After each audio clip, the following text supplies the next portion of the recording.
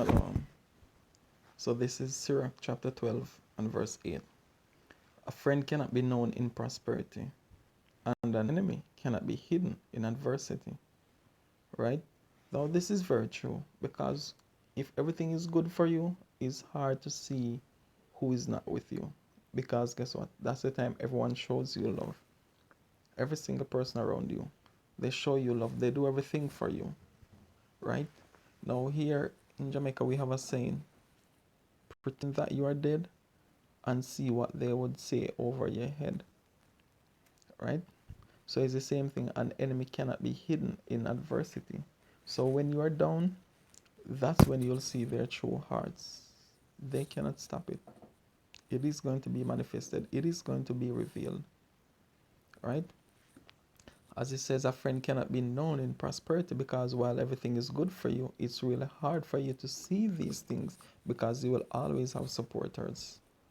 As long as they can get what they want, they will always be around you when you're good. But when that moment of opportunity comes, they cannot stop it. Their true hearts will be revealed, right? Their true hearts will be revealed, will be manifested, and they will say things and they will do things. Some of them they might be aware, some of them they might not be aware. But these are, it's just the spirits that are inside of them are gonna come out through their lips or through their actions, one way or the other. So when you see those things, don't be mad at them. It's just for you to understand, right? Because remember, the Most High did not have to reveal them to you. You could be blindly following how you feel about a certain person, whether it be a friend, a family, a loved one, whatever it is, or your wife, your husband, your children, right? Because even sometimes your parents, they might envy you. It is possible. Some of you might have experienced it, some of you never. But it does mean that it's not happening just because you've never experienced it. It's just for you to be open to receive the message, right? Your partner, the person you sleep with at night, that person can envy you as well, right? So it's just an eye opener. Some experiences are just eye opener, because if we should detach from certain thoughts, then that can be painful. This is why you see change is is very hard for some people, because you're changing something that you've held on to for so long up here, and that sometimes might not be good, right? Changing a belief, this is why it's hard to repent, because repent means that you have to do what? Surrender the ego. And the ego likes to fight. It doesn't want you to put it to an end, right? And it will even play with your mind to let you think that if this ego goes away, your life will go away too.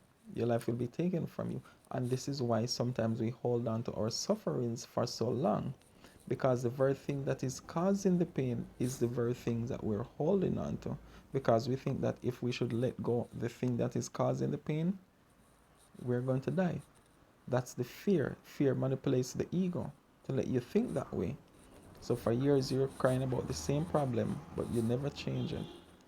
You never want to look at it from a different angle so you can empower yourself, right? So that is the wisdom. A friend cannot be known in prosperity, an enemy cannot be hidden in adversity. All right? So you need both sides to have a balance, right? And when you get these revelations, don't try to create stories about them. It's easy to go back into a state of denial even when you see the reality. For example, you might see your partner cheating, you see it, and you allow them to talk you out of it. No, it was not me. Even when you see that tattoo there, you know that's his or her tattoo. You know exactly where it is. You know exactly where or he has certain marks on the body. You see it, but you'll allow them to tell you otherwise, because the ego likes to be lied to. Why you think everyone loves the government? Is it because the government telling the truth? No. A lot of us are children. Children like stories, and that's what people want. So you give them a story, they'll run with it. So you have to watch out for your own ego. Do not allow it to push you back into a state of denial after you get a taste of what the actual reality is. All right, so you stick with the experience, you put aside the stories. So no matter how they explain it or what they say about it, that's their story. That is fine, but you're sticking with the experience. Now, yes, nothing is wrong if they can tell you why they did this, why they did that, whatever.